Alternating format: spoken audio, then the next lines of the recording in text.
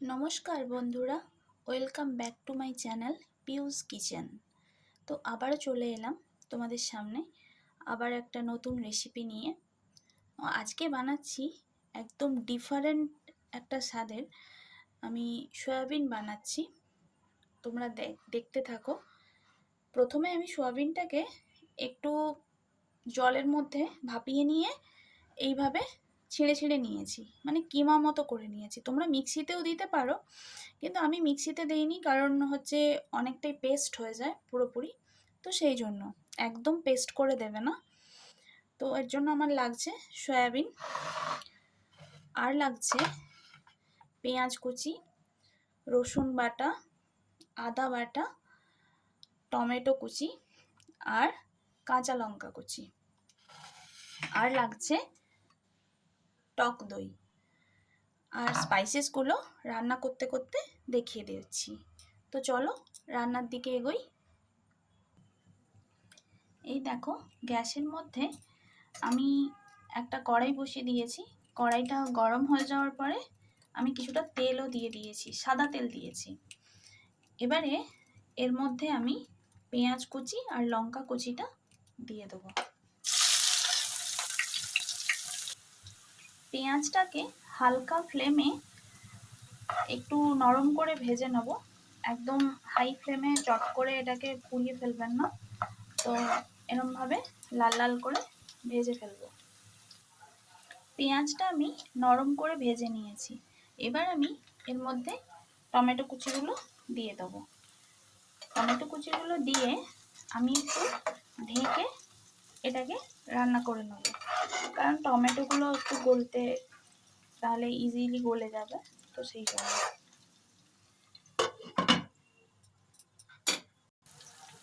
এই দেখো, টমেটোটা সুন্দরভাবে গলে গেছে। এখন আমি এর মধ্যে রসুন আর আদাটা দিয়ে দিচ্ছি। এবার এটাকে ভালোভাবে কষিয়ে নেব, যাতে রসুন আর আদার কাঁচা গন্ধটা চলে যায়। এই দেখো, মশলাটা আমার সুন্দরভাবে কষানো হয়ে গেছে। এখন আমি এর মধ্যে একটু হলুদ গুঁড়ো আর কিছুটা কাশ্মীরি লঙ্কার গুঁড়ো অ্যাড করছি। তোমরা চাইলে ঝাল লঙ্কার গুঁড়ো দিতে পারো এখন, আর আমি দিচ্ছি না, কারণ আমার মেয়ে খেতে পারবে না অতটা ঝাল, সেই জন্য। আর দিচ্ছি ম্যাগি মশলা, 2টো প্যাকেট ম্যাগি মশলা আমি এর মধ্যে দিয়ে দিচ্ছি।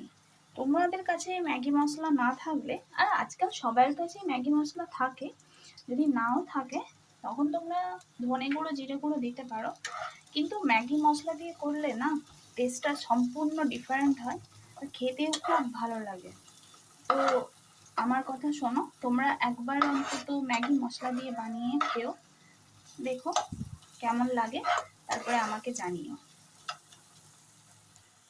এই দেখো, মশলাটা সুন্দরভাবে আমার কষানো হয়ে গেছে, কত সুন্দর একটা কালার এসছে দেখো। এবার আমি এর মধ্যে যে দইটা ফেটিয়ে রেখেছিলাম সেটা দিয়ে দিচ্ছি।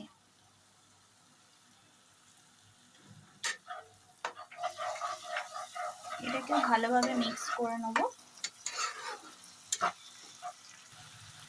আমি আলাদা করে আর নুন অ্যাড করলাম না, কারণ ম্যাগি মশলাতে নুন থাকে। কিন্তু তোমরা যদি পরে টেস্ট করে একটু দেখে নেবে যে নুনটা ঠিকঠাক আছে কিনা, নুন মিষ্টির ব্যালেন্সটা যদি ঠিকঠাক না থাকে, যদি একটু লাগে তো তোমাদের প্রয়োজন হয়তো, তাহলে তোমরা আলাদাভাবে একটু নুন অ্যাড করে নেবে। এই মশলাটাও আমার সুন্দরভাবে কষানো হয়ে গেছে, কত সুন্দর তেল ছেড়ে বেরিয়ে এসছে। এবারে আমি যে সোয়াবিনটা রেখেছিলাম, সেদ্ধ সোয়াবিন যেটা কিমা করে রেখেছিলাম, সেটা আমি এর মধ্যে অ্যাড করে ভালোভাবে মিক্স করে দেবো। দেখো, সুন্দরভাবে মিক্স করে নিয়েছি এটাকে। এবার আমি এর মধ্যে 1/2 কাপ মতো জল অ্যাড করছি। খুব একটা বেশি জল লাগে না, কিন্তু তবু আমি একটু অ্যাড করছি। জলটা অনেকটাই শুকিয়ে এসেছে, এটাতে বেশি জল লাগবে না, তাহলে ভালো লাগবে না খেতে। একটু মাখা মাখা হলেই বেশি ভালো লাগে। এবারে রান্নাটা আমার প্রায় শেষ হয়ে এসছে। এখন আমি এর মধ্যে একটু ধনেপাতা কুচি দিয়ে দিচ্ছি। আর একটু গরম মশলা গুঁড়ো অ্যাড করে দেবো।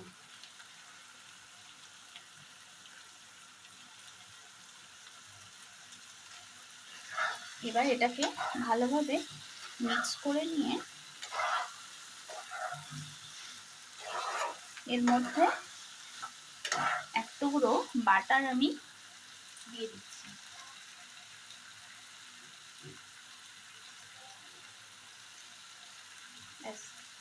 এবারে আমি এর ফ্লেমটাকে অফ করে দিয়ে এটাকে ঢেকে দিচ্ছি।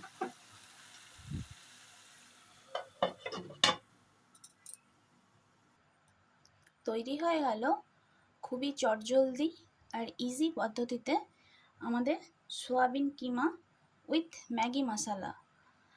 তোমরা একবার বানিয়ে খেও, এটা ভীষণই ভালো লাগে। এটা রুটি, পরোটা, নান যে কোনো কিছুর সাথে খুব ভালো যায়। একবার বানিয়ে খেও আর কমেন্টে জানিও। লাইক, শেয়ার, সাবস্ক্রাইব করে দিও প্লিজ। আর তোমরা সবাই খুব ভালো থেকো, সুস্থ থেকো, সাবধানে থেকো। আজকের মতো আসি, টাটা।